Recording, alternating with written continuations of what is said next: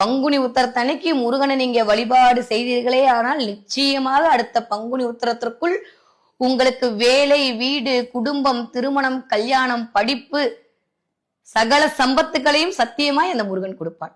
அதனாலதான் இந்த ஒரு நாளை நம்மளுடைய முன்னோர்கள் தேர்வு செய்தாங்க. அதுவும் இந்த தடவை ரொம்ப ரொம்ப ரொம்ப அதி உற்புதமான ஒரு பங்குனி உத்திரம். கிட்டத்தட்ட 7 கிரகங்களுடைய கூட்டிணைவு சேர்க்கை. ரொம்ப ரொம்ப சூப்பரா இருக்குங்க. ஒரு கிரகம் 2 கிரகம்லாம் இல்ல, 7 கிரகமும். இந்த உலக வாழ்க்கைக்கு யார் வேணும்?